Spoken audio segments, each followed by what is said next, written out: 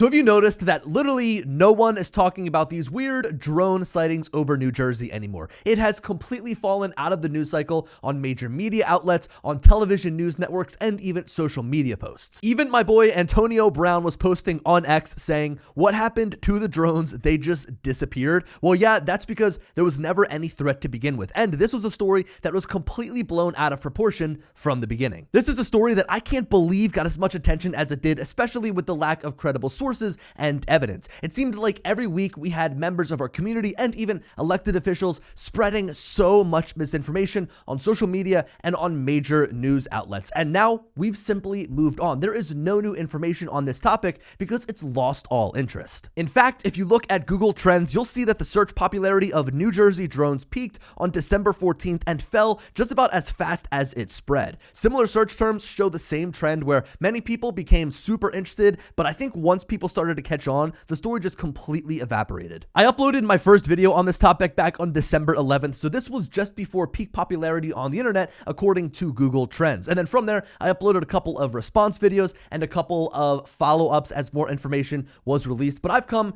to three major realizations. Number one, people will believe anything. As long as there's a narrative, either good or bad, and as long as they're getting views feeding that narrative, they're going to continue to do so. And in this case, if you posted a video of these random lights up in the sky, you were going to get thousands of views of people claiming, hey, this is the newest UFO sighting in New Jersey, when in reality, it might have just been a military or commercial aircraft. It was nothing out of the ordinary. And this brings us into realization number two. There was no credible evidence found. Did anybody find one of these quote unquote spaceships? Did anyone find one of these drones that claimed to be from another country? There was no credible evidence except for really bad cell phone videos being shared online. And finally, number three, it seems like there was no long-term damage done to the drone industry, which for me and for what I do every day for work is definitely a benefit. Now, I shared dozens of examples throughout my videos of what people were posting online and calling drones, when almost every single sighting was some sort of airplane or helicopter, and in some cases, it was blatantly obvious. I mean, really, I don't think I've ever seen a group of so-called journalists and experts be so dead wrong in their reporting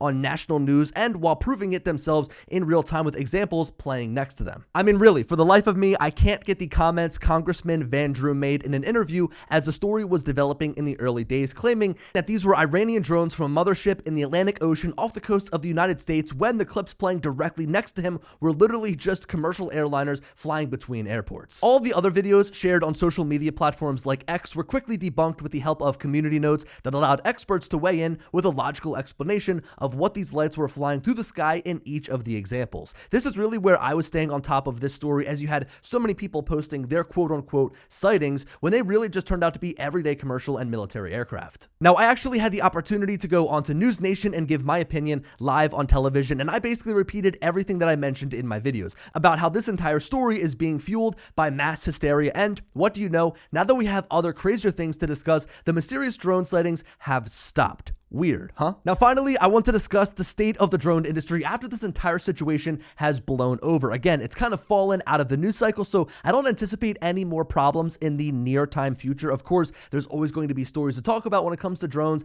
down the line, but in the short term right now, I think that this specific story has kind of fallen by the wayside, as so many people have so many other things to discuss. I guess we were just so bored that we needed to make common lights up in the sky a topic that everybody was talking about in the country for, I would say, a week or two. Anyway, the state of the drone industry right now, I don't think that this situation has brought about any long-lasting issues. I think that there definitely are some short-term issues that personally I've had to deal with when I'm out on a job flying my drone. I've had the cops called on me multiple times, and usually they show up, super cool, show them my 107, tell them why I'm there. It's instantly diffused, but it's usually just homeowners when I'm working in New Jersey that see these drones in the air and they think, man, I finally caught the guy that has been flying these drones all over the state. That's always a joke that I had made, but in reality, getting the police called on you is a waste of their time. Of course, they need to investigate if they get a call, but it's just a quick little misunderstanding like, hey, I'm here doing this for work. So that was kind of a small speed bump that I encountered. Now, another speed bump is these random TFRs that have been placed throughout New Jersey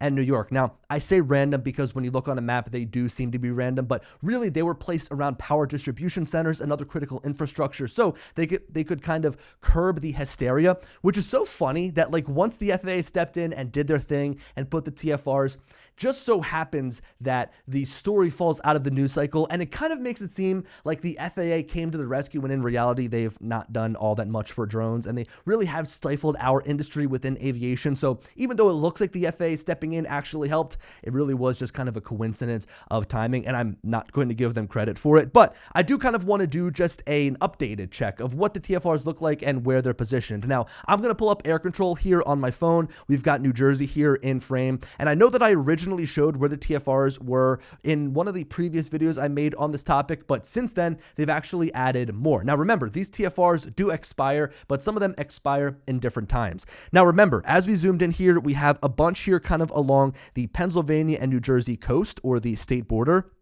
There's a few spread out amongst central Jersey and along the shore, but again, these are the most inhabited areas around the coastlines and the state line along Pennsylvania here. Not many people live in the middle here, so there's not much critical infrastructure, but you'll notice that as we scroll in here, let's take this one, for example, that's up in Hamilton. We press on it. It'll give us the alerts in the bottom left corner. We'll tap on that, and it says that the scheduled TFR is going to end in 1 week. So the end is in sight. These TFRs will be lifted. It's not it's not a permanent thing that they're going to have placed here. Let's scroll down. We've got other TFRs positioned up through North New Jersey, up through Long Island, as well as through New York. So let's take this one all the way up near Mount Pleasant. We'll tap on that. We'll go ahead and we will press on the triangle, and it shows that this one ends in 2 weeks as opposed to 1 week. So it seems that within the next 1 to 2 weeks, we are going to have our airspace opened up a little bit more. To me, I've never run into an issue with these small TFRs because they're in areas that I don't usually fly. But if you're somebody that's inspecting utility lines with your drone for work, you probably ran into a whole lot of issues if you live in New York or New Jersey. I actually saw a lot of people on Facebook saying they wanted to get together and form a class action lawsuit, although I really don't think that's going to hold much ground. But yeah, so that gives us a quick state of the drone industry in terms of what people are thinking and in terms of what the FAA is telling us we can and can't do. Again, I think this is just a small speed bump.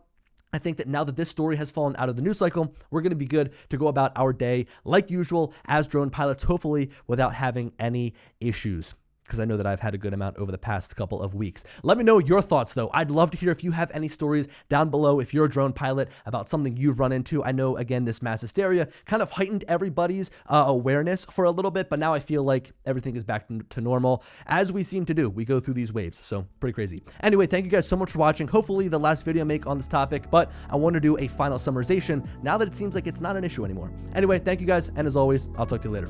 Peace.